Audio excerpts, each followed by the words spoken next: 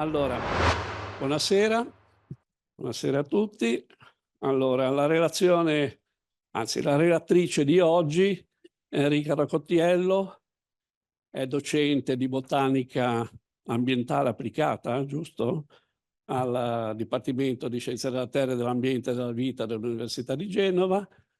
Svolge ricerca in un campo che ci interessa particolarmente, penso, soprattutto noi cittadini, cioè abitiamo in grandi città e il problema del verde è un problema che si fa sentire sempre.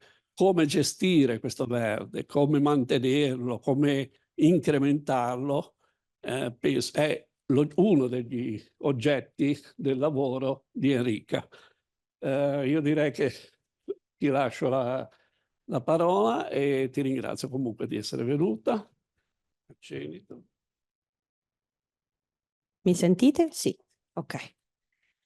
Inizio con i ringraziamenti. Buonasera a tutti. Ringrazio il Presidente, ringrazio l'Accademia tutta per questo invito. Sono onorata di aver accettato. Hanno ringraziato me, sono io che ringrazio loro per questo. È un piacere, sono venuta qui da utente, non nascondo un filo di emozione nell'essere qui.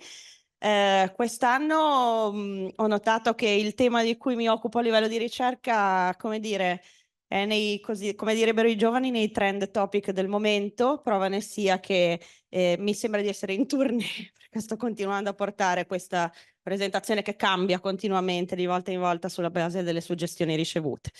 Di che cosa mi occupo? Verde urbano, perché è così importante, così necessario adesso affrontarlo e affrontarlo da un punto di vista non solo emotivo. Però per arrivare a affrontarlo da un punto di vista non solo emotivo, in realtà io chiedo la vostra collaborazione, perché dell'emotività ci vuole, quindi per chi ha voglia, per chi ha piacere, poi io passo alle slide successive, voi fate i compiti, vi chiedo o di inquadrare questo codice QR o di andare a questo link e di partecipare a questo breve sondaggio in cui vi verranno chieste 3 parole con le quali voi descriverete che cos'è per voi il verde urbano. Io provocatoriamente ho scritto, se leggo verde urbano penso, scopriamolo insieme.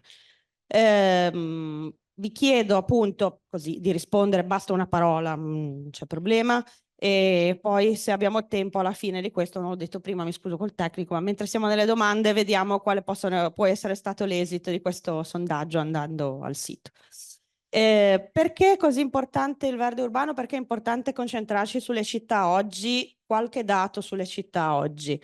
Parto con una domanda che porta sempre delle risposte interessanti. Secondo voi quanta superficie occupano le città nel mondo? Se dovessimo dare una percentuale di copertura. Qualcuno dice l'1%, chi offre di più? Un po' di più. Allora, diciamo agglomerato urbano dove si concentra la maggior. Io non sono un urbanista, quindi mi scuseranno gli eminenti rappresentanti qui presenti, però diciamo un agglomerato urbano che dove si concentrano persone e attività in una maniera che altera significativamente il paesaggio rispetto alle zone circostanti, per dirla, diciamo, da un punto di vista delle funzioni ecologiche, ecosistemiche, eccetera. Quindi diciamo, questa sarebbe un po' la mia definizione. Secondo voi?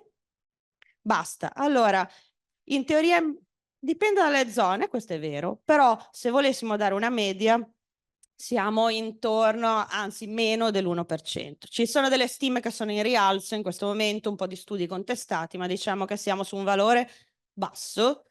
E allora perché è così importante studiare una superficie così trascurabile, secondo voi? Perché la maggioranza della popolazione mondiale in questo momento sta in quell'1% di superficie e quindi è un 1% che fa una pesante differenza su quello che è complessivamente lo stato degli ecosistemi terrestri e marini, perché l'impatto, il ribaltamento a mare delle nostre attività è fortissimo. Noi che abitiamo in una penisola lo sappiamo bene. Gli ecosistemi urbani rappresentano una complessità sfidante per la forte alterazione che presentano, fenomeno isole di calore, impermeabilizzazione delle superfici, perdita di biodiversità, potrei andare avanti con l'elenco deprimente, ma soprattutto spesso non ci rendiamo conto che sono un patchwork, rappresentato da un complesso fisico, geografico, legato a quella che è la morfologia del territorio, legato a quello che è il complesso del costruito, che rappresenta dal mio punto di vista a tutti gli effetti uno degli elementi dei fattori abiotici, perché pur essendo una componente non vivente va a alterare la morfologia, il microclima e tutta una serie di caratteristiche del territorio che impattano sulle comunità dei viventi. Un complesso sociale legato alle attività, alle fasce d'età, alle attività prevalenti che si svolgono in quell'agglomerato e un complesso dei viventi di cui noi facciamo parte, dove però non siamo soli, eppure talvolta non ce ne rendiamo conto. Abbiamo degli ecosistemi urbani artificiali. L'ecosistema urbano è di per sé abbastanza artificiale, alterante, ma diciamo ci sono dei contesti più alterati legati alle attività industriali come quelle elencate qui, anche molto vicine a casa nostra. Cito la miniera dismessa dei solfuri di ferro e rame di Libiola, solo per fare un esempio, perché lo conosciamo decisamente bene per le ragioni che vi racconterò, e condizioni di ecosistemi seminaturali, diciamo, per quanto in realtà anche in questo caso siamo in presenza di un patchwork, come possono essere le aree verdi, i parchi, gli orti botanici, che se da una parte sono isole di biodiversità, sono anche isole di esoticità, perché comunque la flora che è presente negli orti botanici non è tutta autoctona, per quanto di grandissima rilevanza per quella che è la rete dei viventi. Questo comporta il fatto che il verde urbano, per come ci troviamo a pensarlo e immaginarlo, è frutto del nostro costume, del nostro modo di intendere il nostro stare nella città e il nostro plasmare la città sulla base di quelle che sono le nostre attività. E infatti non sorprende il fatto che il verde urbano possa cambiare significativamente a seconda delle parti del mondo in cui ci troviamo. Se noi osserviamo questa immagine, penso che al netto del fatto che è anche scritto, tutti noi sappiamo facilmente riconoscere di che cosa si tratti, perché infatti qualcuno c'è Central Park, chiaramente. Nell'immaginario collettivo questo è un ideale di verde a cui possiamo aspirare. È anche molto interessante dal mio punto di vista perché anche se il Central Park è tale anche per quella che è la morfologia del territorio che ha fatto sì che lì potesse essere costruita quell'area verde e non in altre zone, io trovo molto interessante una cosa che salta all'occhio. Se questo è un laser, sì.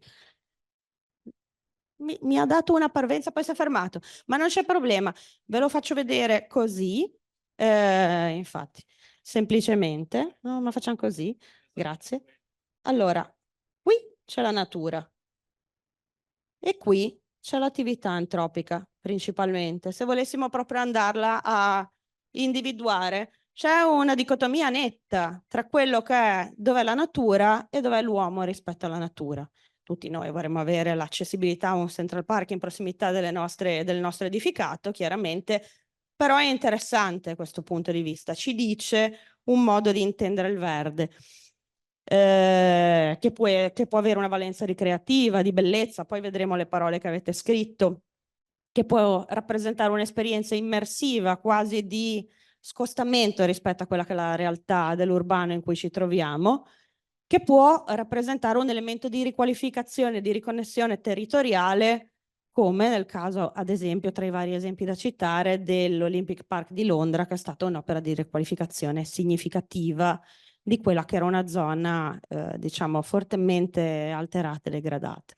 Con uno studio floristico consistente per andare a scegliere delle specie che andassero a riempire e anche a riqualificare questi suoli che presentavano anche una forte contaminazione, andando a studiare quella che era la biodiversità della flora del Regno Unito, scegliendo quelle che erano specie native, però anche con una valenza ornamentale.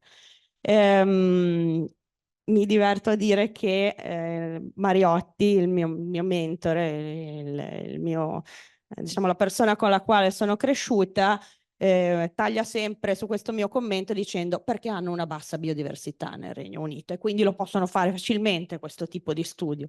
Ma al netto delle battute, dove c'è anche un fondo di verità, questa ricerca di connessione tra noi e la natura in un contesto che era fortemente alterato, da in là a una serie di riflessioni su cui vi porto, perché in realtà c'è un fenomeno documentato e codificato chiaramente dalla fine degli anni 90 che si chiama plant blindness, cecità alle piante, dove molti di noi, non riconoscono la presenza delle piante come organismi viventi, come organismi che interagiscono con l'ambiente, come organismi che hanno un ruolo significativo negli ecosistemi.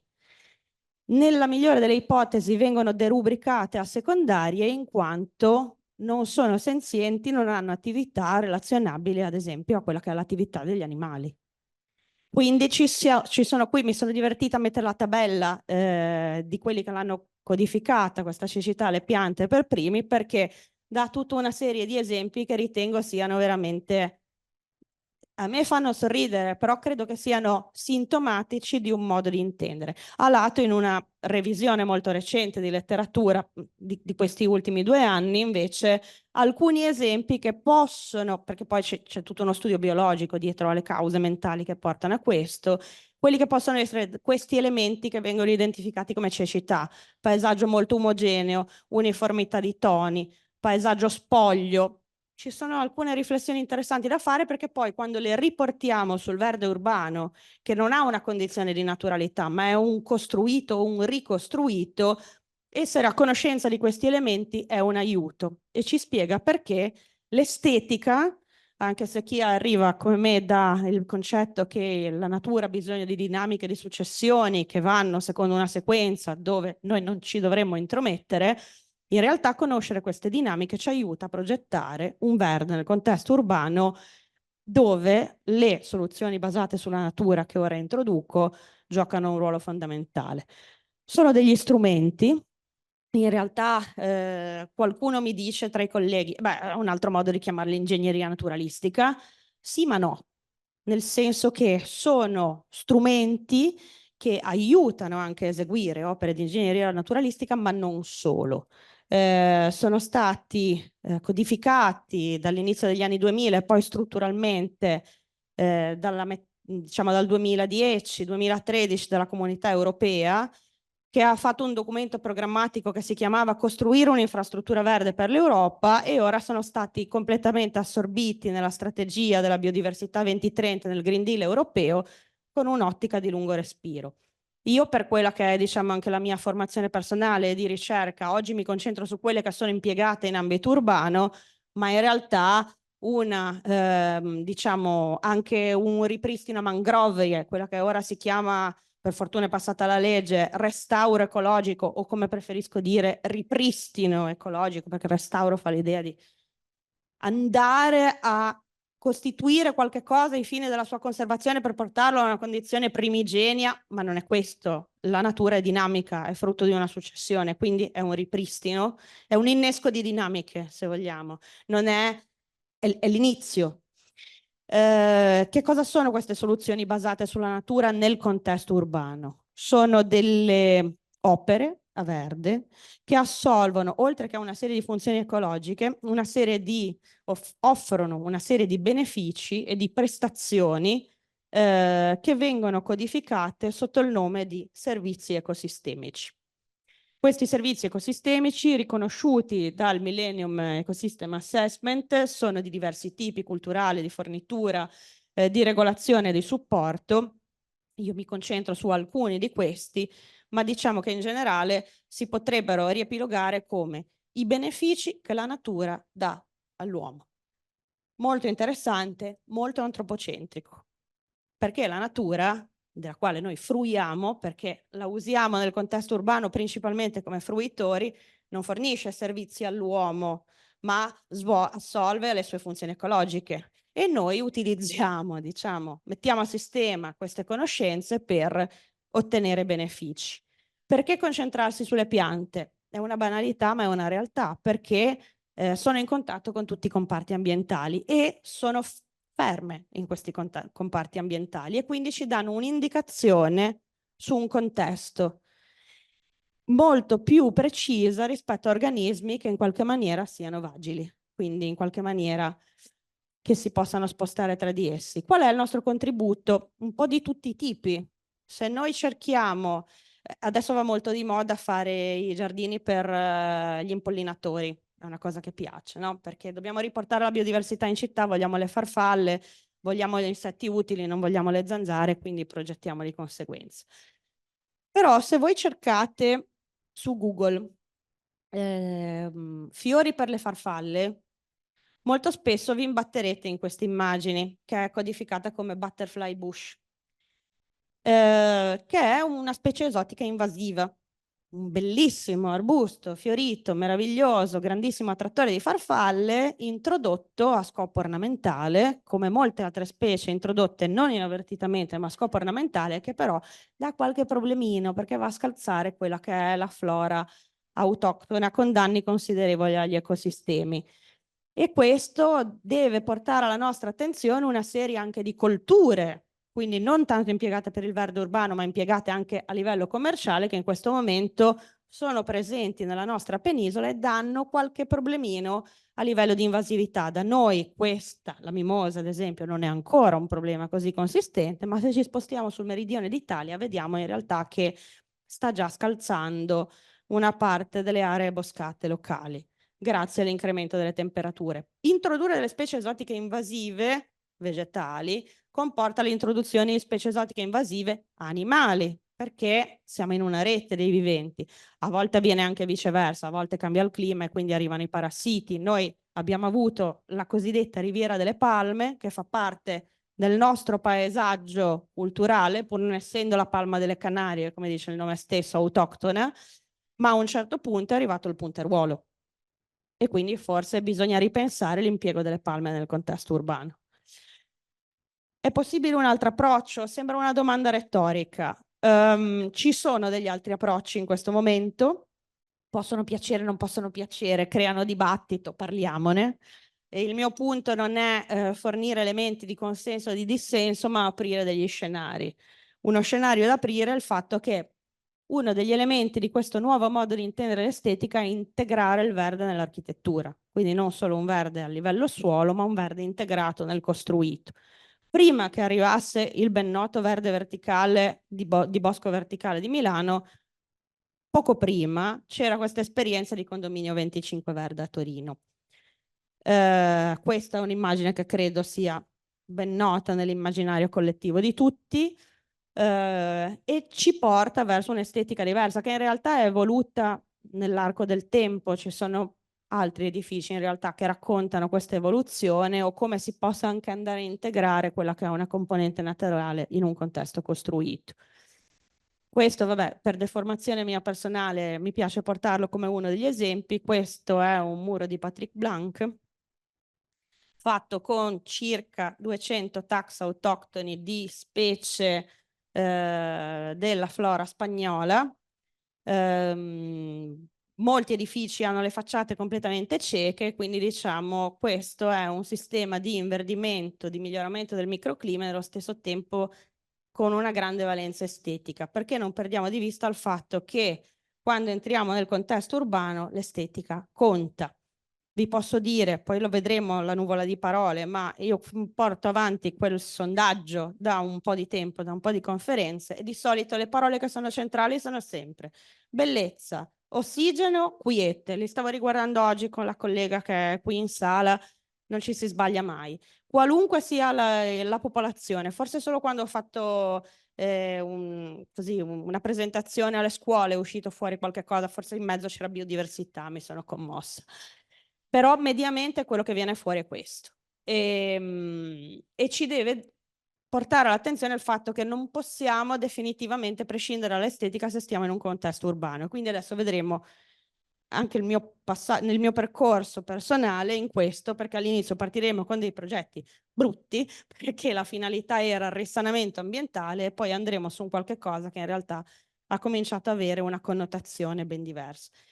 Questo è il laboratorio che rappresento, che vuole dare un contributo a quello che è lo studio sulla biodiversità urbana rispetto alle diverse problematiche che vi ho elencato prima. Io nasco occupandomi di fitobonifica, risanamento dei suoli contaminati in ambienti sottoposti a forte pressione antropica, In particolare sono specializzata sui metalli, i cosiddetti metalli pesanti, che lo vedete da questa immagine, rappresentano circa 1/3 dei contaminanti principali del suolo e delle acque. Questi sono dati dalla Comunità Europea, Agenzia Europea per l'Ambiente. E molti di questi arrivano da attività commerciali e dal trattamento dei rifiuti, quindi tutte attività nostre.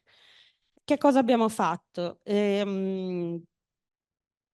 Queste sono state proprio le prime attività fatte nel mio dottorato e a seguire. Diciamo che l'attività riguardava andare in siti contaminati, caratterizzare la flora di questi siti contaminati, capire perché ci fossero determinati tipi di popolamenti in queste zone. La parte interessante e intrigante della storia è stata che poi, facendo le analisi del suolo e delle piante, non solo c'erano delle piante molto ben adattate a vivere in questi contesti, ma c'erano delle piante che avevano delle strategie per le quali traevano beneficio dalla presenza in questi contesti, perché questo riduceva la competizione con le altre specie che non avevano questo tipo di adattamento. Nasce così un ambito di riferimento nel nostro laboratorio, dove abbiamo approfondito il tema delle piante iperaccumulatrici di metalli, quindi non solo piante in grado di vivere su suoli metalliferi, ma piante in grado di captarli attivamente, traendone beneficio. Non solo piante, anche funghi, le vedete in questa immagine. Questa è un'immagine al microscopio elettronico a scansione con finto colore, dove mi sono divertita io, però si vede molto bene. Questo si vede è un consorzio fungo, batterio, e sotto c'è la pianta. Abbiamo usato questo consorzio, quindi abbiamo selezionato la flora in un contesto contaminato, l'abbiamo testata, l'abbiamo reimmessa andando a vedere quelle che fossero le sue caratteristiche di accumulo. E che cosa abbiamo fatto? L'abbiamo reimmessa inoculando una componente di microrganismi del suolo che ne migliorava le prestazioni. Quindi a questo punto le piante alleviavano lo stress e i microrganismi batterici e fungini le aiutavano a accumulare di più. Fondamentalmente c'era un reciproco vantaggio. Questo è solo uno degli ambienti che poi trasposti, è uno degli esempi che poi trasposti a un contesto urbano che ha questi problemi di contaminazione di suolo, poi è fortemente applicabile. La nostra città sta facendo il piano del verde e uno dei temi è proprio cosa fare di quei siti da riqualificare che presentano livelli di contaminazione, magari non hanno ancora progetti attivi, possono essere soggetti a fasi temporanee dove anche questo tipo di bonifica temporanea, copertura temporanea anche con valenza estetica, ma ai fini di rasserenamento potrebbe essere sfruttata. Lo stiamo facendo con le piante in grado di svolgere questa attività, con le piante inoculate da una componente batterica e fungina. La componente fungina è realizzata direttamente nel laboratorio di micologia del Distav dal gruppo della collega Mirka Zotti, e lo stiamo provando a fare in collaborazione con l'IIT di Milano, con la dottoressa Maria Rosa Antoniazza, andando ad addizionare piante ornamentali che hanno questo potenziale con nanoparticelle a base di carbonio, che dovrebbero implementare questo tipo di attività. Siccome c'è un tema di estetica, la dottoranda Clara Conte, che si sta occupando di questo, ha fatto una grande disamina di quelle che sono le specie di interesse ornamentale che sono documentate avere un potenziale di accumulo, e attualmente sta testando tra queste, vabbè, la nostra specie test adesso è la Calendula officinalis, che tra le varie, sappiatelo, ha anche un potenziale di accumulo di piombo e una resistenza a una serie di altri metalli. Quindi la nostra sfida attuale è prendere delle piante di interesse ornamentale e impiegarle ai fini di un accumulo in siti che presentano dei problemi di contaminazione al suolo, addizionandole con nanoparticelle per vedere se questo ne implementi queste proprietà. Ovviamente in questo momento lo facciamo in condizioni controllate, vedremo poi come passare al campo, ma i risultati sono interessanti in questo momento. Un altro tema, la mitigazione dell'isola di calore urbano, che fa sì che il contesto del costruito abbia una temperatura anche di 3-4 gradi superiore rispetto a quella che è la zona periurbana.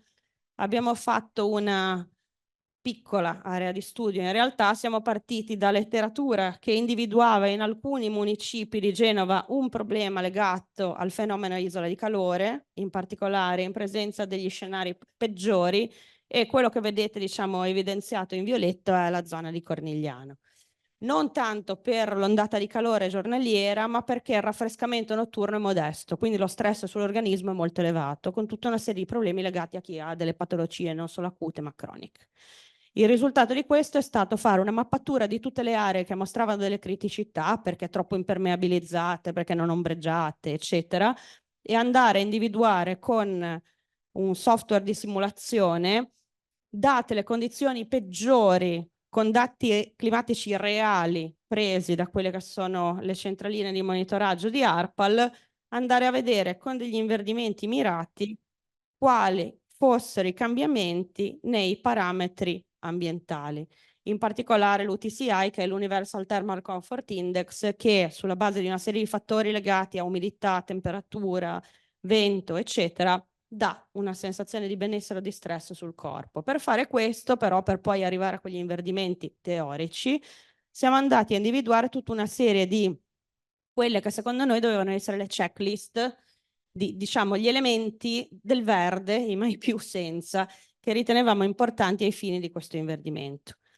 Abbiamo fatto queste simulazioni ottenendo dei vantaggi e degli scenari, poi non sempre, diciamo, i finanziamenti corrispondono a quello che è lo scenario migliore ipotizzato, però diciamo che è stata una buona base conoscitiva per capire come prima di fare la messa a dimora si potesse intervenire con che benefici. A volte inverdire non è una soluzione, inverdire con alberature non è una soluzione, perché se rallentiamo troppo la velocità del movimento delle masse d'aria in questa zona, in realtà si può avere un ristagno sia dell'aria in generale, sia dei contaminanti che nell'aria sono presenti. Quindi in realtà io introduco degli alberi e introduco degli elementi contro cui le masse d'aria collidono. Questo ad esempio sulla contaminazione atmosferica l'abbiamo visto, è un elemento di interesse.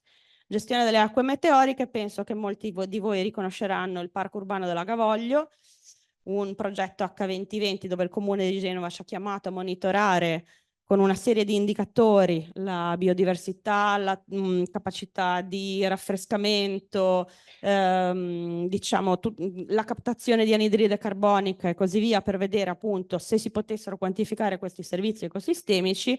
L'abbiamo fatto prima della realizzazione delle opere e successivamente, e in questo momento siamo stati richiamati, per cui siamo in fase 2 di monitoraggio, e questo è molto interessante perché i numeri dicono tante cose interessanti ma possono anche non dire niente se non sono documentati nel tempo. Nel tempo il fatto di poter documentare delle dinamiche, perché la successione della vegetazione è dinamica, anche se noi la automanteniamo in uno stato di forzosa permanenza, ci mostra che alcuni indicatori migliorano, ma altri in realtà no. E questo peggioramento è gestione dipendente. Io posso lavorare per lo stoccaggio del carbonio, ma se taglio, rimuovo, sfalcio, gestisco in maniera troppo intensiva e nei periodi magari, diciamo, non del tutto idonei, posso avere un detrimento di questi indicatori, con tutto quello che è anche il famoso discorso dei servizi ecosistemici erogati. A questo si aggiunge che molto spesso si guardano le soluzioni basate sulla natura, ma non c'è un'analisi del contesto. L'analisi del contesto dice che il Parco del Lagaccio si trova in una zona circondata da lembi di vegetazione spontanea, piena di specie esotiche invasive che possono andare a colonizzare dalla zona circostante il parco così meravigliosamente costituito. E questo comporta un'attenzione sulla gestione. Sono tutti dati che devono essere impiegati per fare il piano di gestione, quindi è abbastanza importante fare questo tipo di mappatura. E non deve stupire, perché nelle flore di Baglietto, alla fine dell'Ottocento, si sa che questa zona è caratterizzata da una presenza di specie esotiche, per quella che è la sua caratteristica, perché quella era storicamente una via di passaggio dal porto verso i monti di quello che era il passaggio delle merci, con tutto quello che comportava, passaggio delle casse, perdita di propagoli vegetativi, perdita di semi e così via. Quindi non deve stupire, in più trovava una conformazione adeguata e quindi abbiamo l'instaurarsi di una serie di comunità che ancora oggi permangono. Non ci soffermiamo su questo, ma è per dirvi che abbiamo valutato la ricchezza dell'avifauna, degli insetti e degli insetti impollinatori dello specifico, della vegetazione presente, e questo era il tempo di partenza e adesso siamo in corso. Alla prossima puntata vi racconto come si sta evolvendo, perché a novembre consegniamo il report e vediamo gli esiti.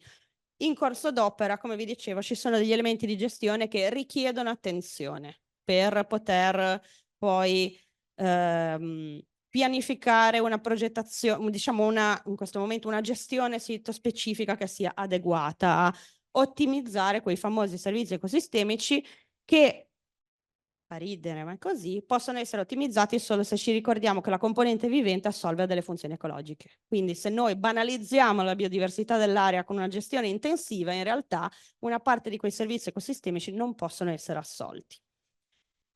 Corro a finire sull'inquinamento atmosferico, che è diciamo un grande tema. L'inquinamento e le polveri sottili, forse molti di voi lo sanno, questo è il report periodico dell'Agenzia Europea per l'Ambiente per quello che riguarda le polveri dai 10 micron a scendere, dai 2,5 micron a scendere, il cosiddetto PM10 e PM2,5. Vediamo come siamo messi in particolare sulla pianura padana. Vi posso dire che la Liguria non è messa male, sia per conformazione sia per movimento delle masse d'aria, quindi ma questo non deve essere un elemento rasserenante, perché il contesto in cui siamo inseriti comunque ha delle criticità. Il particolato è chiamato qualcuno ha dato una definizione magnifica di questo, dicendo che rappresenta una pandemia silenziosa. Una definizione bellissima che purtroppo non è mia e che però mi fa piacere condividere con voi, perché la trovo molto efficace, perché è la 7ª causa di morte al mondo, la contaminazione da particolato atmosferico. Quindi bisogna lavorare sempre sulla riduzione delle emissioni, ma come si può con le strategie di mitigazione che vi racconto. I dati vanno meglio perché sono calate le morti premature relazionabili a questo tipo di contaminazione, ma di nuovo le piante possono giocare un ruolo, grazie alla captazione sia delle polveri sia in generale di quelli che sono i gas presenti frutto di contaminazione. Questo studio in realtà non è di questi ultimi anni, ci sono delle evidenze, troviamo che intorno agli anni 2000 viene ricoperto il tetto del municipio di Chicago con un tetto verde, una metà viene diciamo coperta con una superficie, viene impermeabilizzata e verniciata con una pittura riflettente, l'altra metà viene coperta con un tetto verde, e oltre che avere dei benefici energetici, succede che i ricercatori iniziano a controllare, diventa quello che si chiama un plot permanente di studio, quindi iniziano a documentare la biodiversità, le successioni e la captazione di inquinanti. E di nuovo emergono dei dati interessanti che sono per noi la base conoscitiva fondamentale oggi degli studi che facciamo.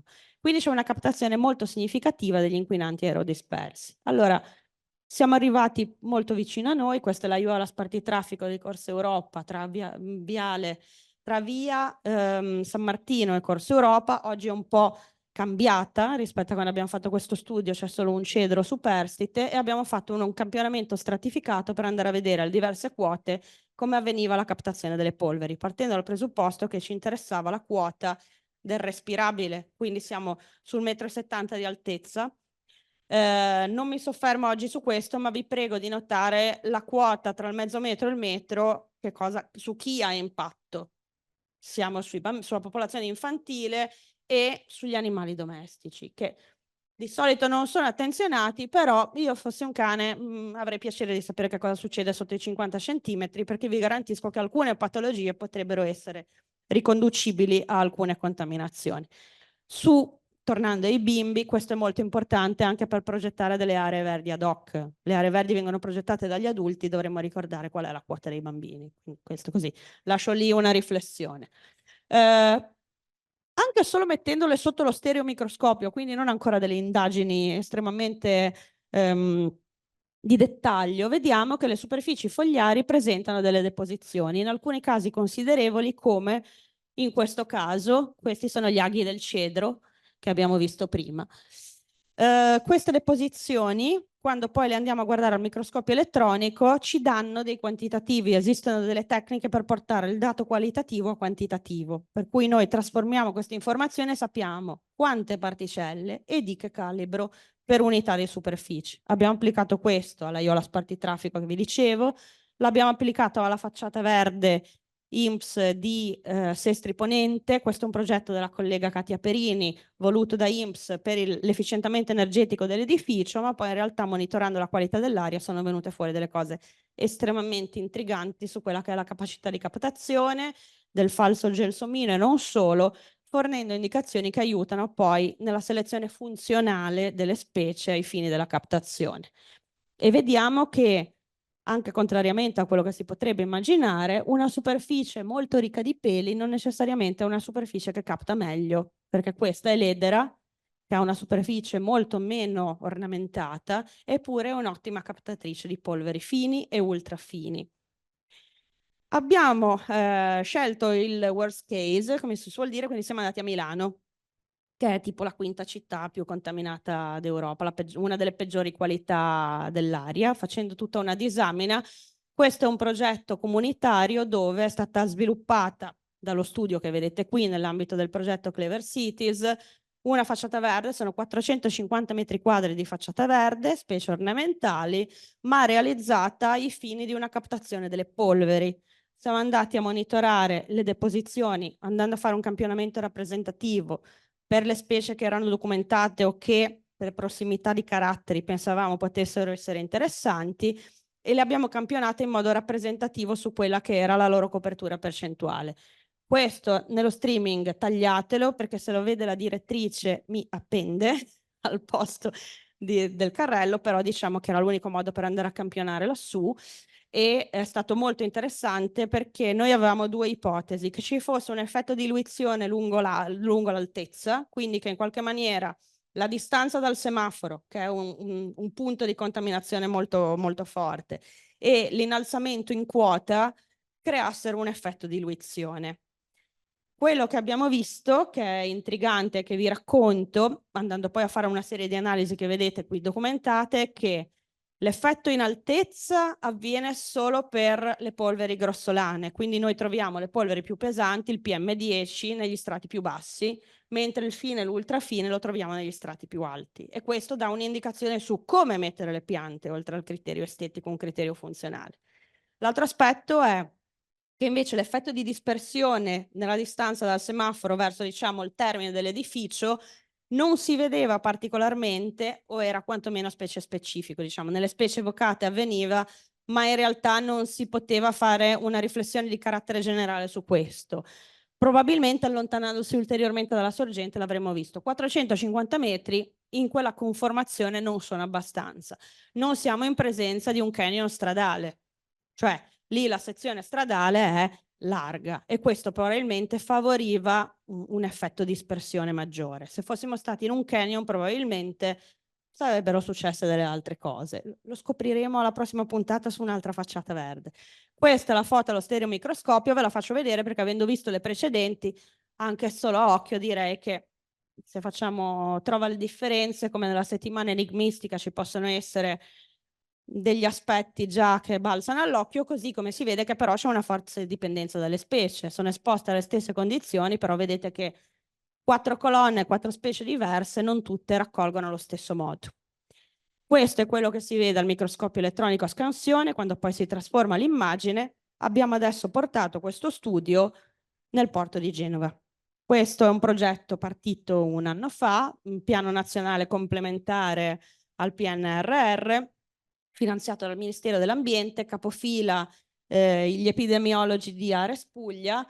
In 8 porti d'Italia stiamo facendo questo tipo di studio. Noi documentiamo a Genova quale sia la capacità di captazione delle polveri, in realtà anche degli ossidi di azoto, da parte delle piante, per dare poi delle indicazioni di inverdimento e di rifunzionalizzazione del verde a questo scopo. Questo solo per dire che i transiti nel porto sono molto marcati, il traffico delle merci aumenta di 2 punti percentuali all'anno, non ha mai perso questa tendenza neanche in periodo Covid, e il traffico crocieristico non solo è tornato ai livelli pre-Covid, ma è significativamente aumentato. Abbiamo avuto la fortuna che queste cose succedono, parlandosi tra colleghi, ARPAL avesse un magnifico progetto che si chiama Aer Nostrum, Aria Bene Comune, dove avevano già fatto una mappatura e una modellizzazione di come gli inquinanti, data una sorgente di inquinamento prevalente in porto, si muovono rispetto a quella che è la conformazione di Genova. Questo è stato per noi molto utile perché siamo andati a individuare delle zone di campionamento nel raggio delle centraline di rilevamento della qualità dell'aria. Questa è la tesi di Mattia Bosio, che fa il dottorato su questo, e siamo andati a vedere quali fossero le deposizioni fogliari in questo contesto. Poi ci metteremo in aggiunta un lavoro sugli ossidi di azoto, perché ve lo dico così en passant, siamo sempre in procedura di infrazione su questo, perché gli ossidi di azoto a Genova in realtà sono il vero problema, non le polveri. Ma di questo poi ci arriviamo. Andiamo alle polveri. Abbiamo guardato di nuovo le superfici fogliari, questo è un lavoro in corso, e visto quali sono quelle che sembrano più promettenti. C'è il nostro amico cedro che avevamo già documentato, ce lo aspettavamo, ma è una riprova. Questi dati sono stati pesati rispetto a quella che è la concentrazione registrata nelle centraline, non sono valori assoluti. Se una pianta è più esposta, questo dato deve essere ricalibrato rispetto a quella che è la sua esposizione effettiva. E vengono fuori delle cose interessanti, sia in generale, sia per quelle che sono alcune classi di particolato, tipo alcune specie captano meglio nel fine, altre nel grossolano. Queste sono tutte indicazioni utili quando poi si usa il verde in modo funzionale. Senza perdere di vista il fatto che nella progettazione urbana introdurre una pianta o delle piante in generale significa costruire consapevolmente o no una rete di viventi, e la progettazione molte volte è antropocentrica o al massimo ci usa come user, come utenti, mentre c'è una componente vivente, non orsi nel nostro caso, ma insomma diciamo una componente di viventi nel contesto urbano che interagisce con noi e che cambia il sistema in cui viviamo. Ecco allora che, cosa molto sfidante, è in corso questo progetto coordinato dalla TU di Monaco, dove vogliamo arrivare a produrre uno strumento che faccia vedere degli scenari di inverdimento, quindi non una sola soluzione, ma produca degli scenari di possibile inverdimento di involucri edilizi, documentando come questi evolvono in 1, 10, 30 anni. Perché quello che ci manca sono le dinamiche di successione e le indicazioni sulle relazioni tra i viventi. Quindi se io introduco una pianta, delle piante, che animali mi aspetto che arrivino? Perché c'è tutta una relazione. Quindi diciamo lavoriamo in questa direzione. Questa ve la dico in 2 parole solo per dire che ci sono persone, la dottoressa Maria Sole Calbi, Marta Pianta qui presente, che lavorano su questo, e sono andate a raggruppare tutti quelli che sono i caratteri delle piante in cosiddetti gruppi funzionali che poi corrono dentro un modello dove queste dinamiche vengono visualizzate nel tempo. Questo perché se prendessimo le singole specie, sono centinaia di migliaia, il modello non sarebbe fruibile, ma se vengono raggruppate per tipi di caratteri, strategia riproduttiva, modalità quindi di dispersione, diciamo tutta una serie di aspetti ecologici e in questa ultima versione anche funzionali che consentono di studiare queste dinamiche nel tempo, e in questo modo anziché avere centinaia di migliaia di specie abbiamo qualche centinaio di gruppi funzionali che sono accomunate da caratteristiche comuni. Quindi questo ve l'ho raccontato così.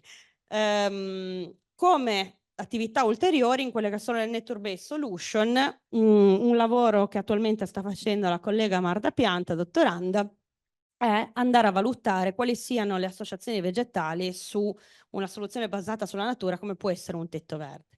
I tetti verdi mediterranei meritano 2 parole. Intanto non sono particolarmente diffusi, forse in relazione all'idroesigenza, forse in relazione a un problema di costume e società, ma rappresentano un grandissimo potenziale per il miglioramento del microclima. Abbiamo il 50% delle proiezioni al suolo degli edifici che potrebbe essere inverdita. 50% no, perché i tetti devono avere delle caratteristiche adeguate per poter essere inverditi, laddove si parli di una riqualificazione e non di una costruzione ex novo, ma accendono dei riflettori importanti sul potenziale che hanno questi tipi di infrastrutture verdi.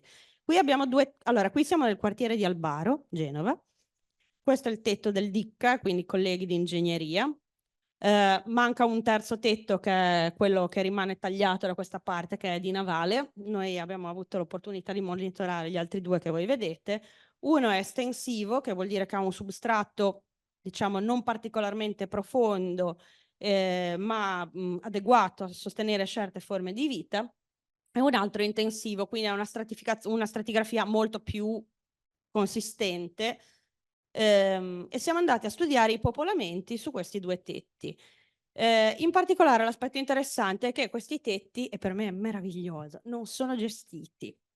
E il fatto che non siano gestiti toglie un effetto di pressione antropica, perché anche la gestione, la manutenzione del verde, l'irrigazione, lo sfalcio, la lavorazione del suolo, la fertilizzazione introducono una pressione, perché non va secondo una dinamica naturale. Qui invece erano meravigliosamente abbandonati al loro destino. L'unica cosa a cui erano soggetti era uno sfalcio periodico, perché fa brutto, fa disordinato, sempre per il criterio estetico, che vengano lasciati così, oppure in estate diventano tutti secchi, stanno male.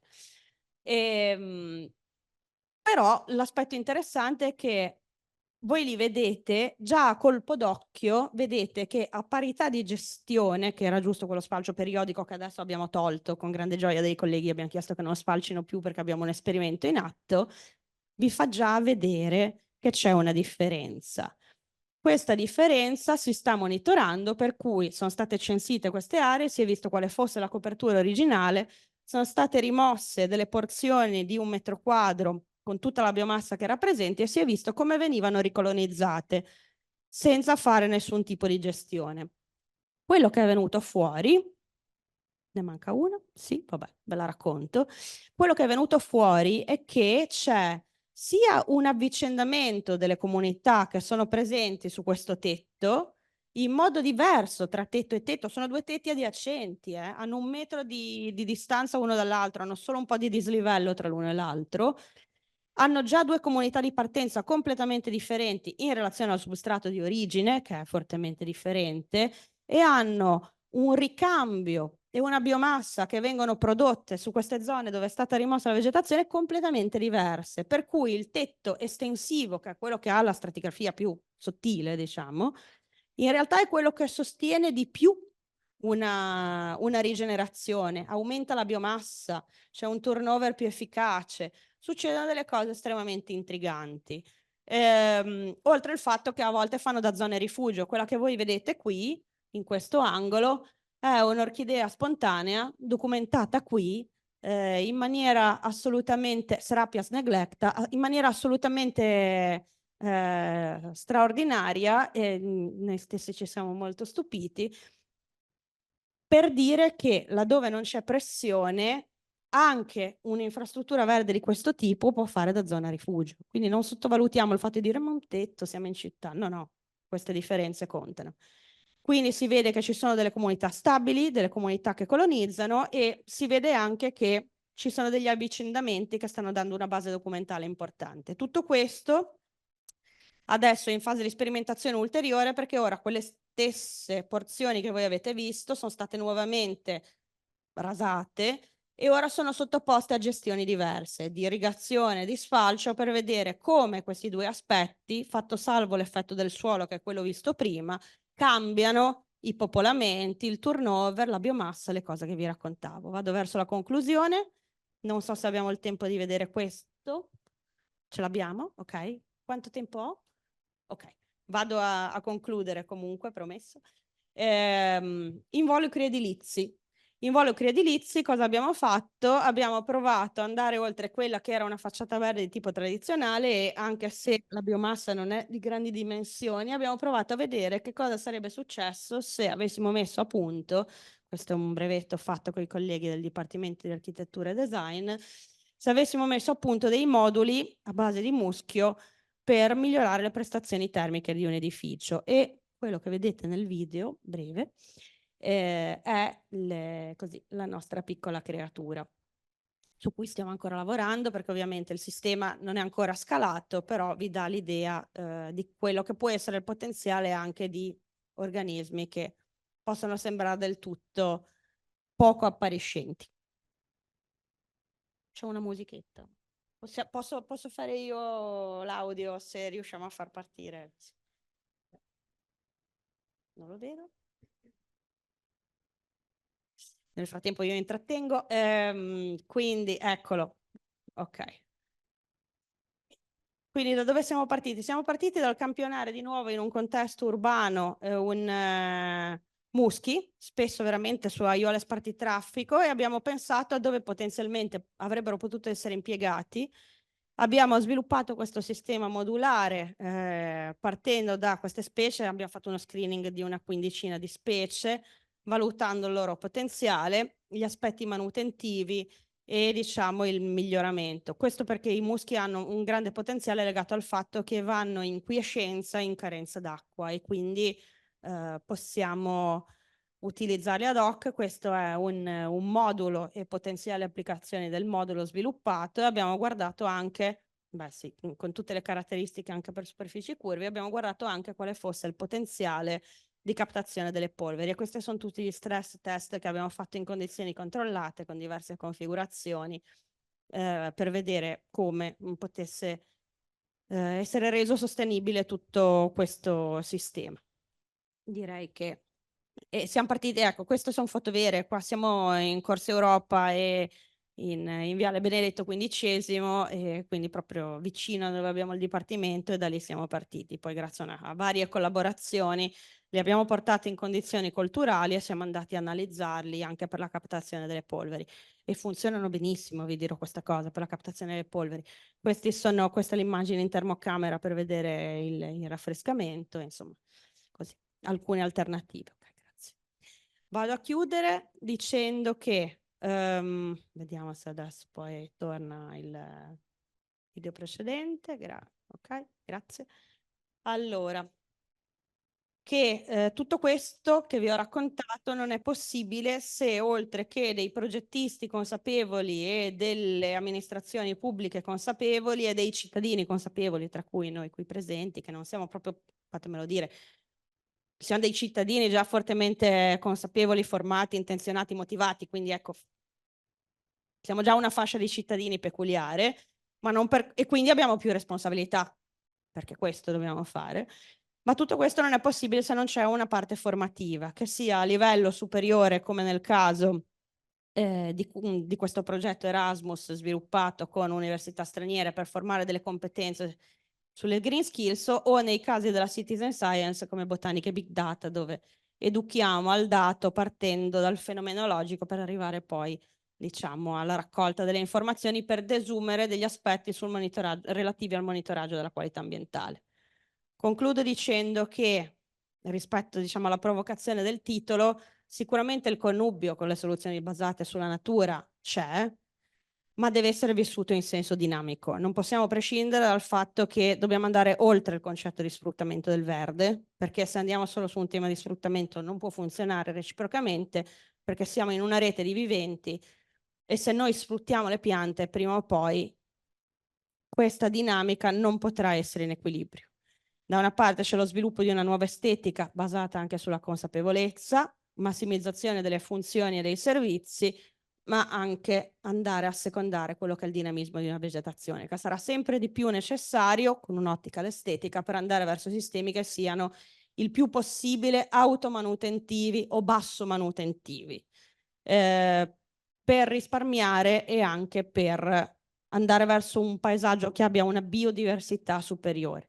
E infine dobbiamo crescere queste green skills nella popolazione giovanile, nei tecnici, nei decisori, in tutte le generazioni che affrontano questo argomento. Concluso, vi ringrazio da parte mia e di tutto il laboratorio che vedete qui rappresentato, e non solo, insomma, non ho messo tutti gli studenti, ma insomma questo è il nocciolo duro, il mio maestro sempre presente anche se non fisicamente qui. Vi lascio con una frase delle città invisibili di Calvino. Qualcuno sa che io adoro questo libro perché arrivano sempre le citazioni di Calvino, ma è un bellissimo confronto in cui due personalità diametralmente opposte parlano delle città. Da chi dice, il pastore, le città per me non hanno nome, sono luoghi senza foglie che separano un pascolo dall'altro, a chi dice io conosco le città e non distingo ciò che è fuori. Mi sembrava una dicotomia interessante con la quale lasciarvi, perché qua c'è un po' la partita da giocare in quello che sarà il nostro modo di approcciarci al verde nel futuro. Grazie a tutti.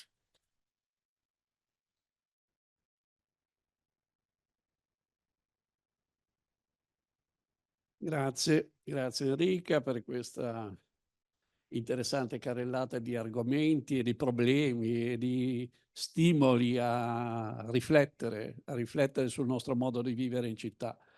Mi sembra che dicono che Genova, ho sentito dire che Genova è una delle città che ha la percentuale più alta di verde pubblico. Vabbè, sì, sì. Però, per esempio, una cosa che potrebbero fare, che si potrebbe fare, i pochi parchi pubblici che abbiamo in città, magari se invece che asfaltarli lasciassimo il terreno, la terra, perché il verde influisce anche sull'acqua, sull'equilibrio dell'acqua, sulla circolazione dell'acqua, non solo sulle temperature, eccetera. E quindi un po' di cose da fare ce ne sono, no? E mi sembra che voi comunque contribuiate molto bene a dare un contributo a questo e quindi vi ringraziamo. Sicuramente ci sono domande.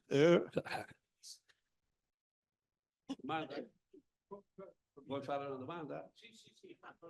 Posso, chiedo scusa, mentre si prepara la domanda, solo fare un piccolo commento su questo, che stamattina ero in seduta, io sono nella consulta del Verde e quindi veniamo, in questo momento partecipiamo al tavolo per il piano del Verde, un po' come uditori esperti, diciamo, insomma, ci si parla, abbiamo chiesto di essere convocati e c'è un dialogo proficuo in corso. Stamattina veniva valutato un indicatore estremamente interessante su quanto si diceva, che è un indicatore della Comunità Europea, ossia quante persone abitano in un'area verde superiore ai 5.000 metri quadri nel raggio di 300 metri. Sono andati a fare questa valutazione nel comune di Genova e hanno visto che il 43% della popolazione è in questa condizione. Quindi abbiamo il problema è che Genova ha delle forti differenze territoriali, ci sono zone molto favorite e zone molto sfavorite. In media questa è la situazione. La media non è rappresentativa di alcune criticità illustrate, però ecco, era anche per dire c'è del buono, ecco, effettivamente. Sì, allora sono Vani. Bellissimo il discorso del tetto, mi è piaciuto tanto, poi capirà perché le dico che mi interessa. Però c'è una domanda da fisico un po' cattivo. Lei parla sempre di queste polveri che le prendiamo, oppure metalli pesanti. Dove li buttiamo dopo? È un'ottima domanda. Che va su un problema attuale anche normativo, cioè falcipotature. No, bisognerebbe giusto. evitare di farle. Ma no, allora, Cioè, il problema è sempre, cioè il punto è sempre ridurre alla base le emissioni. Fine. Quindi non dobbiamo produrre per non dover mitigare, questo è il dato di fatto. Va bene. Laddove si mitiga ci vuole una gestione specifica di questi materiali, nel senso che ci vuole una valutazione quantitativa con un criterio di idoneità, come se fosse un trattamento. È un tossico nocivo che lo butto via. Esatto, superato il quale posso, anziché conferire automaticamente in discarica, come ora nel caso degli sfalci e delle potature, potrei compostare, riutilizzare al suolo, pacciamare, evitare un sacco di spesa pubblica, oppure li devo conferire. Però, in alcuni casi, i costituenti di questi elementi potrebbero essere riutilizzati, un po' come avviene negli iperaccumulatori. Dipende dalla quantità. Materie seconde prime, quantità, trattamenti, costi-benefici nel fare questi trattamenti che costano comunque dei soldini. Quindi la cosa importante è conoscere il dato per evitare solo di spostare il problema, perché se non viene fatto consapevolmente stiamo spostando il problema e sono perfettamente d'accordo. Assomiglia un po' al problema della CO2, perché uno dice voglio catturare la CO2 con un albero mediamente 20 kg di CO2 me li cattura in un anno. Se metto un pannello fotovoltaico non ne produco 150. Quindi bisogna vedere tutto in un Certo. sistema un po' olistico, cioè vedere tutto. Assolutamente. Comunque, benissimo. Solare, Sì, avevo domani capito, mattina. avevo capito, ne riparliamo. No, è verissimo. E infatti, cioè, la natura in città è tutto quanto, però ecco, ci vuole sempre un rapporto costi-benefici. Questa è una cosa che abbiamo visto quando facevamo gli interventi di risanamento ambientale, iperaccumulatrici, eccetera. Bisogna sempre chiedersi fino a che punto, ad esempio, non valga la pena di fare un trattamento chimico-fisico in sito, per ragioni di tempo, di denaro, e laddove è possibile si integra. Ecco, a volte mancano le competenze per vedere la possibilità di integrare. Ecco, questo purtroppo lo riscontro. Io insegno anche agli studenti di paesaggio, io voglio molto bene agli studenti di paesaggio, non mi vogliono i professori di architettura, ma io recepisco una notevole carenza, abbiamo parlato di plant blindness, ma mica solo nella popolazione generale. Ci sono dei temi interessanti, però mi fermo. Bene, prego. Ci sono altri? No, per il momento no. Quindi ti lascio a te. Salve, grazie delle esposizioni. Una domanda difficile. Come imposterebbe lei, nel momento in cui l'amministrazione comunale, ed è questo, sta affrontando la revisione del piano regolatore, e come imposterebbe lei il rapporto tra la botanica, il verde, non dopo, cioè non nella città esistente, ma la previsione della città futura? Ecco, quali indicazioni, adesso in questa sede appena accennate come metodo, ecco, perché il modo di fare i piani regolatori che ci sono adesso non rappresentano più l'urbanistica a cui io appartengo, almeno come scuola dell'urbanistica italiana e europea. Non si fa più urbanistica. Si fanno i progetti, si danno alle imprese e si costruisce. Proviamo a fare allora questa domanda. Come imposterebbe il rapporto tra la botanica, non l'architettura in generale, che quello fanno bene gli esempi, eccetera, ma nel momento in cui noi dobbiamo rivedere il piano regolatore, tenendo conto di due aspetti, dei cambiamenti climatici, della politica europea per la transizione ecologica e per l'autonomia energetica delle città. Grazie. Una domandina. Va bene, io vi saluto. Allora, la prima cosa per progettare, credo che il primo dato sia mappare, perché in questo momento la fotografia dello stato di fatto porta molti dati ancora non organizzati. Si conoscono le alberature, ma è in atto una revisione delle alberature per capire quali di queste sappiano reggere adesso il cambiamento climatico, perché tra le domande che ci siamo posti c'è stato anche delle alberature attuali, e Genova da questo punto di vista ha una grandissima biodiversità, ci sono centinaia di taxa censiti. Sono ancora tutte valide? E la risposta è no. Assolutamente no, ci sono delle specie che pur avendo una grande valenza ornamentale non vanno più bene, non saranno da utilizzare perché non rispondono bene al cambiamento climatico, perché si riempiono di patogeni. Quindi diciamo c'è un dato di Continuiamo a mettere fatto. palme. Ecco, Continuiamo a mettere palme. quindi diciamo c'è un dato da documentare con numeri, con evidenze oggettive. Io credo che in questo momento si debba passare dalla pancia alla testa, in questo momento più del solito. È una cosa che si è sempre fatta, lavorare sulla pancia, ma ci vogliono i numeri. Al decisore che mi dice io questo non lo faccio perché mi costa troppo, metterei sul tavolo e direi a fronte di questa spesa c'è meno X euro di manutenzioni in 10 anni, più meno X gradi di temperatura, di escursione termica in questa zona, miglioramento del microclima, ma con numeri, non generico, perché adesso ci piace dire aumento della biodiversità locale. Che vuol dire? Niente. Se faccio l'aumento della biodiversità locale, anche la ricchezza specifica, censisco anche le esotiche invasive, dico che c'è una grande biodiversità, ma non è quello perché hanno un impatto. Quindi ci vuole questa visione di sistema. Se devo dare dei criteri, cioè fatta la fotografia dello stato di fatto, iniziare a prendere i numeri che ci sono e organizzarli, perché i numeri ci sono, ma nessuno si è mai messo veramente a fare gli scenari e a dire giusto come oggi questo indicatore, quante persone accedono, che indicatori di qualità abbiamo, in cosa possiamo migliorare. L'impermeabilizzazione delle superfici è un tema fortissimo nelle città, noi siamo soggetti alle alluvioni, perché non abbiamo i rain garden? Perché non abbiamo le pavimentazioni permeabili? Adesso iniziamo a affrontare questi argomenti, no? Che sono temi caldi, perché uno pensa che siano argomenti che richiedono delle superfici enormi e invece ci sono... Io dico sempre che a Genova ci vuole, soprattutto nei quartieri centrali che hanno una densità abitativa peculiare, ci vuole una rivoluzione interstiziale. Il famosissimo architetto che sta progettando, che sta ripensando il waterfront di Levante dice ci vuole un'operazione di rammendo, io mi permetto di dire ci vuole un'azione di infiltrazione del verde più che di rammendo. È vero che bisogna lavorare con quello che c'è, però ecco, forse ci vuole una riflessione ulteriore. Come criteri sicuramente andare su la valutazione delle specie autoctone che possono avere una maggiore adattività, quelle che in una dinamica temporale possono rimanere stabili, quelle che non ragionare, siamo alberocentrici nel contesto urbano, ci sono solo gli alberi, perché adesso sono arrivati i soldi per comprare gli alberi e quindi tutti investiamo sugli alberi, non ci sono solo gli alberi.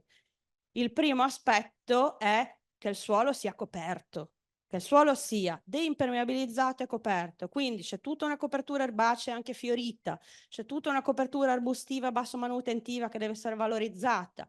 Diversificare gli ambienti, abbiamo un'area costiera interessantissima, potremmo usare tantissima flora locale e invece mettiamo il Carpo Brotus in passeggiata a Nervi, che è il fico degli Ottentoti, è praticamente nella top 10 delle specie esotiche invasive dell'area costiera di Costa Rocciosa, lui c'è e noi l'abbiamo messo perché è bello, è fiorito, però piace perché fiorisce. Quello che dico, abbiamo un problema, l'estetica prima di tutto, no? E perdiamo di vista altri criteri che sono importanti. Quindi, per quello che dico, per fare da contraltare al criterio estetico ci vuole una nuova estetica che abbia anche un occhio alle funzioni e che possa essere come un dimmer, diciamo, regolabile a seconda delle zone e delle funzioni che io a cui devo assolvere. Però ci sono delle riflessioni per andare oltre, ecco. Quindi io nella pianificazione della città che vorrei vedrei il verde che sarà con dei criteri basati su dati oggettivi che partano da quello che è lo stato di fatto, perché mi vengono portati tantissimi progetti di città interessantissime, ma sono magari città nord europee, non sono in un hotspot di biodiversità, non hanno il problema delle esotiche invasive che abbiamo noi, cioè affrontano problemi diversi e quindi la volta scorsa dicevo, ognuno deve essere in questo caso, non per fare diciamo dei discorsi di patria, ma ognuno deve essere specialista a casa sua rispetto ai problemi. Il Giappone è leader delle case antisismiche perché hanno un problema di sisma, l'Islanda è la prima a intervenire nelle emergenze in caso di problemi legati a disastri ambientali, hanno il problema delle eruzioni e l'abbiamo visto ancora di recente che cosa succede, sono bravissimi a mettere in moto la macchina dell'avviso del soccorso. Perché noi che abbiamo questo problema non siamo leader di questo ambito?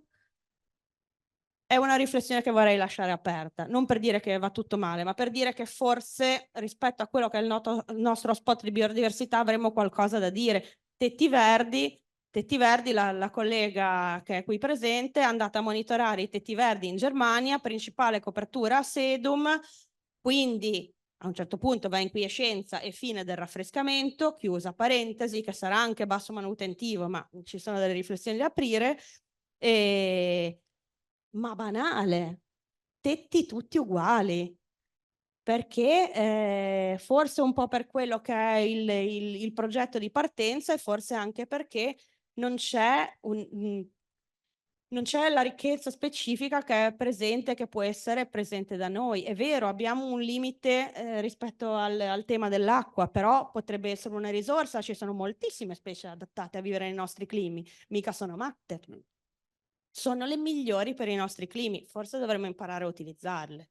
Quindi, diciamo, non so se non esiste una risposta completa a questa domanda, è solo un inizio, però ecco, sicuramente ci sono dei temi che meriterebbero dei livelli di attenzione importanti. Anche l'uso di zone temporanee, abbiamo delle zone che sono soggette a riqualificazione, Certo. ma nel tempo che passa tra la nuova destinazione d'uso e lo stato di disuso che c'è, Giusto. vediamo l'area di Cornigliano, per Certo. citarne una, che ci passa davanti tutti i giorni e quindi è un colpo al cuore. Perché quella zona non è stata coperta? Certo. Perché non si è fatto qualcosa di temporaneo? Si poteva fare qualcosa di temporaneo. Adesso magari sarebbe stata anche in parte risanata, anziché essere colonizzata. Poi detto questo, per me è interessantissimo vedere che cosa l'ha colonizzata, sapendo cosa c'è lì sotto. Però perché? Sono occasioni di sperimentazione, no? Io mi sarei divertita moltissimo a farglielo a costo zero, per dirne una, perché a volte documentare è più intrigante del fare cassa, perché è interessante avere questi numeri e questi dati per poter produrre degli scenari, dare delle indicazioni. Quindi diciamo, c'è anche questo. Noi pensiamo sempre alla destinazione d'uso finale, ma che cos'è nel frattempo? Qual è la nostra immagine di transizione? Perché siamo come gli interruttori, siamo on-off, ma dalla città che è alla città che sarà c'è un gradiente.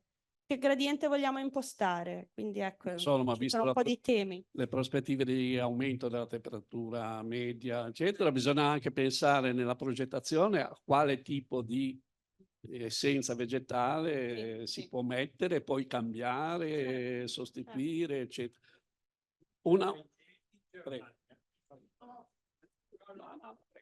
Una curiosità sulle specie, diciamo, esotiche aliene, quelle invasive. Ma dato che quello che, insomma, il clima sta cambiando, probabilmente stiamo andando in una direzione di riscaldamento e quant'altro, quindi sicuramente qualcosa cambierà anche nella vegetazione. Quindi queste piante, diciamo, esotiche probabilmente potrebbero trovare un buon ambiente anche da noi. Sì, quindi è il caso di fare una lotta contro queste, quando forse il cambiamento... Questa è la domanda delle domande. Perché in effetti ci sono anche delle correnti di pensiero all'interno della stessa comunità europea che dicono ma in fin dei conti è quello che è sempre avvenuto, no? Anche le specie attuali sono frutto di un passaggio di questo tipo in cui ciò che prima era esotico si è praticamente stabilizzato.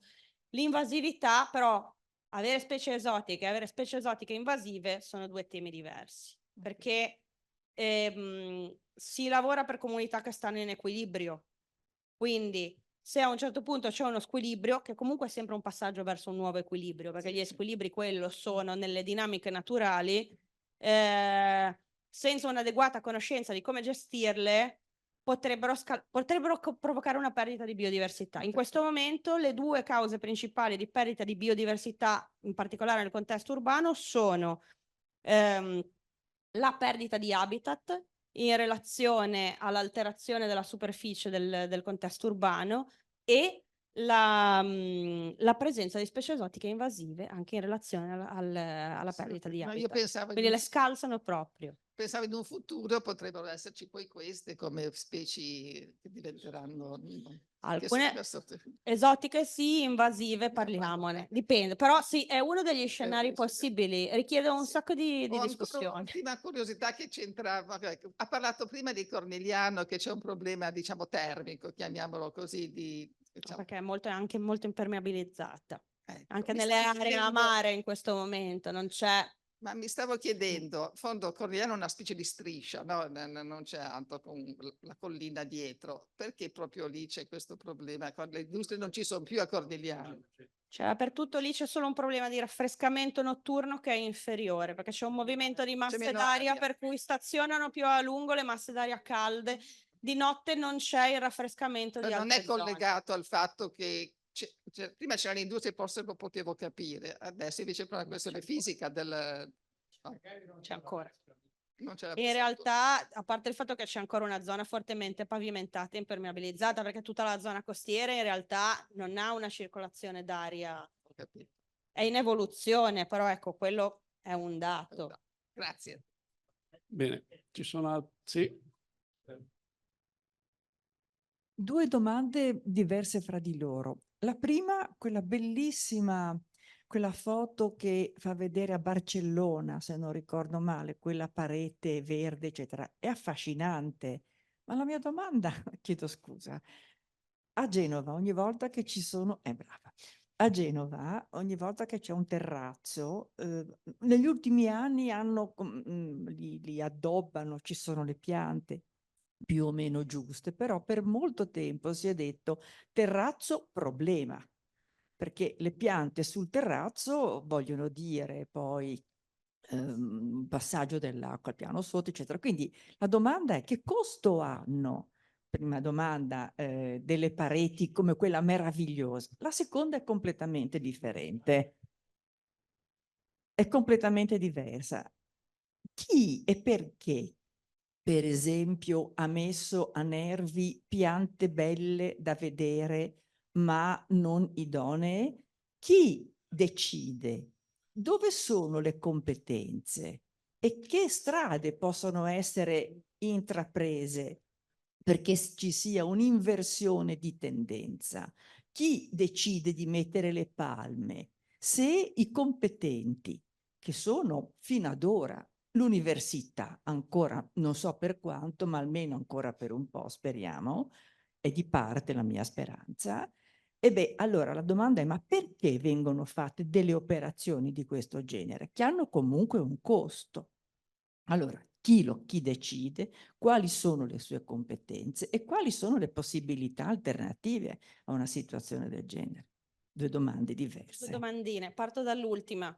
Chi lo sappiamo dipende molto dal regolamento del verde, dal piano del verde, da quelle che sono le norme sul verde in questo momento, che infatti differiscono di comune in comune e che vanno a cambiare ovviamente le azioni. Se diciamo questo, se questo che ci stiamo dicendo non è chiaramente esplicitato in un documento, l'associazione, il progettista possono agire semplicemente, cioè non mi sento di condannare, posso constatare, ma non mi permetto di condannare semplicemente perché sono nella condizione di poterlo fare.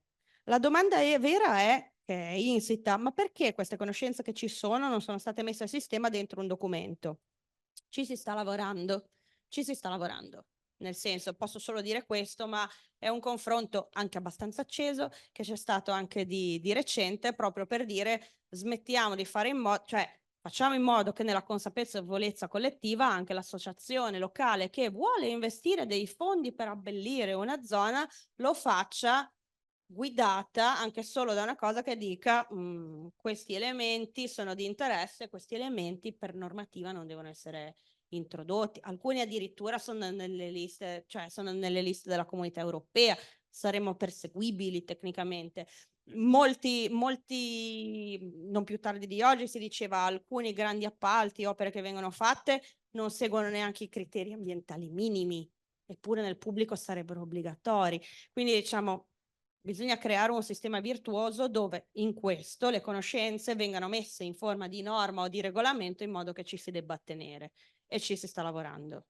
Così come anche le cose che sembrano banali del tipo il suolo deve essere coperto, non lasciamo gli alberi da soli, mettiamo sotto anche degli arbusti, depavimentiamo. Tutto questo deve essere chiaramente scritto e si sta scrivendo. È un lavoro lungo. I balconi e le infiltrazioni e quanto costa. La risposta unica su quanto costa non c'è, i costi ci sono, bisogna guardare come si ammortizzano in 10 anni e più. Dipende molto dai dettagli costruttivi, ci sono strutture semplici con rampicante, ci sono strutture complesse come quella che ho mostrato, che sono i cosiddetti living wall, quindi sono sistemi modulari a tasche dove vengono inserite le piante, dentro c'è una soluzione circolante che le mantiene, cioè quelli hanno, però è anche vero che nella valenza complessiva quella zona è cambiata a livello termico, a livello di comunità dei viventi presenti, prima su quel muro gli impollinatori non c'erano, a livello di tutta una serie di aspetti. Quindi quando dico dobbiamo prendere i numeri e iniziare a usarli con un senso, perché non si può dire fa bene, fa male. Non è solo questo, ci vuole una valutazione sito specifica dove si guardano i numeri e si dice che cosa succede e dove, laddove è possibile, si usano degli strumenti anche digitali per fare delle previsioni in modo che non è che empiricamente vado e vedo se funziona. C'è un sacco di letteratura, ci sono degli strumenti per fare delle quantificazioni, si fanno degli scenari e si fa una valutazione obiettiva. Sì, sentendo parlare di terrazzi fioriti sono ritornato indietro con la mente quando ero ragazzo tantissimi anni fa e abitavo a Pra, mia madre era appassionata di fiori, aveva anche il pollice verde. Allora esisteva una gara e veniva dato un premio ai poggioli meglio fioriti, ai balconi fioriti, no? Che poi è sparito. Tra l'altro è sparito anche l'assessorato, credo che fosse ai giardini, no? Non c'è più, adesso è gestito l'Aster, no? Esternalizzato. Beh, sì, c'è l'ufficio del verde. Dell'ufficio. Che si occupa di tutto. Bene, sì, ancora una, prego. Prego. Ecco, intanto ringrazio per la interessantissima relazione. Volevo chiedere, invece che a livello estetico e quindi ambientale, di decorazione, eccetera, dal punto di vista delle colture a fini alimentari, adesso si parla molto di diminuire l'inquinamento dei frutti esotici che arrivano dall'estero. Ora c'è dovunque la voglia di avocado, la voglia di kiwi e tutto quello che arriverà. Su questo c'è una regolamentazione oppure è liberi tutti? Allora, le regolamentazioni che ci sono sempre su quelle che già sono elencate come specie che non devono essere introdotte. Su tutto il resto ci sono dei distinguo da fare, ci sono delle varietà di frutti esotici che si adattano bene ai nostri climi, l'esempio è l'avocado che viene coltivato in Sicilia, ad esempio, più piccolo, esatto, in Calabria, in Sicilia, nelle regioni del meridione d'Italia, che sono tra l'altro molto più adatti anche a un'idroesigenza più bassa, quindi diciamo poi si sperimentano delle condizioni interessanti. Però no, non c'è una chiara indicazione. I kiwi anche vengono prodotti in generale su quella che è l'agricoltura urbana, che ha una grandissima valenza sociale, di nuovo ci sarebbero delle riflessioni da fare, ecco. Sì, e non so, e anche dai suoli, per dirne una. Tipo, noi mangiamo tantissime piante che appartengono alla famiglia del cavolo, e le brassicacee sono delle naturali, straordinarie accumulatrici di metalli. E adesso domani tutti zuppa di cavolo, no? Però nel senso, allora il segreto è alimentazione variata, diceva il mio... Poco di tutto e si muore un po' alla volta anziché tutto insieme.